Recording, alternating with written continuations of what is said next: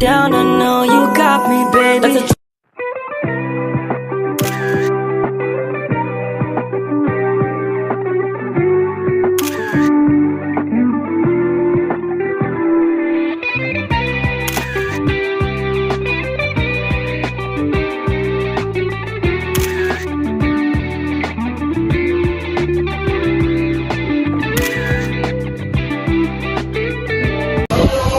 Assalamualaikum warahmatullahi wabarakatuh. Shalom, Om Swastiastu, Namo Buddhaya, salam kebajikan, salam sejahtera bagi kita semuanya. Di sini kami ingin membuat video mengenai hukum bisnis.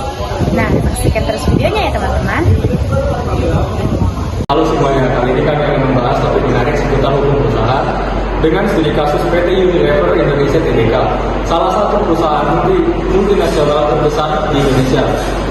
Kami juga membahas mulai dari objek dan subjeknya, hukumnya, dan perjanjiannya, hingga pembentukan dan pembubarannya. Selanjutnya, saya akan membahas tentang objek dan subjek PT Unilever. Dalam hukum perusahaan, subjek hukum adalah pihak yang memiliki hak dan kewajiban hukum. Pada kasus ini, PT Unilever Indonesia Tbk merupakan badan hukum yang berbentuk perseroan terbatas.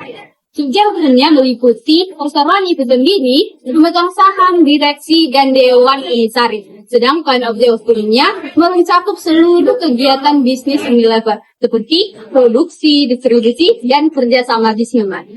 Selanjutnya adalah hukum perjanjian bisnis dan mitigasi risiko dari PT Unilever. Dalam perjalanan bisnisnya, pihak PT Unilever telah melakukan berbagai perjanjian kepada para pemasok, para distributor, dan juga para agensi pemasaran. Nah, selain itu, hukum yang digunakan oleh pihak PT Unilever ialah hukum KUH Perdata yang terdapat pada pasal 1320 mengenai syarat sah perjanjian. Nah, dalam meminimalisir resiko, pihak PT Unilever melakukan surat perjanjian tertulis yang sah, serta juga jaminan ataupun denda yang dimana jika kedepannya ada wan prestasi. Nah, selanjutnya yaitu pembentukan PT Unilever. Nah, pembentukan PT Unilever Indonesia Tbk mengacu pada Undang-Undang Nomor 40 Tahun 2007 tentang perseroan terbatas. Tahap pembentukannya meliputi pendirian akte di hadapan notaris dan penyerahan oleh Menteri Hukum dan HAM, penyetaraan modal minuman, penetapan struktur organisasi, serta pendaftaran OJK dan Bursa Efek Indonesia. Sebagai perusahaan Tbk, Unilever wajib melakukan pelaporan keuangan publik dan juga menerapkan tata kelola perusahaan yang baik. Selanjutnya saya akan membahas tentang pembubaran PT Unilever Indonesia Tbk.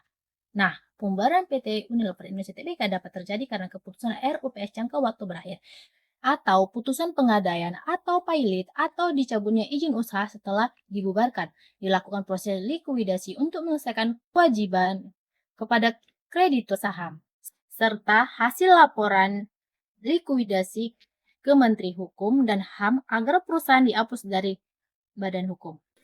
Dari pembahasan ini kita dapat menyimpulkan bahwa hukum perusahaan sangat penting untuk menjaga ketentraman dan keadilan dalam berkegiatan bisnis. Dengan perjanjian yang sah dan manajemen risiko yang baik, perusahaan PT Unilever dapat berkembang dan terus menjaga kepercayaan publik. Demikianlah hasil video dari kelompok kami. Mohon maaf jika ada kesalahan dalam tutur kata. Terima kasih semuanya.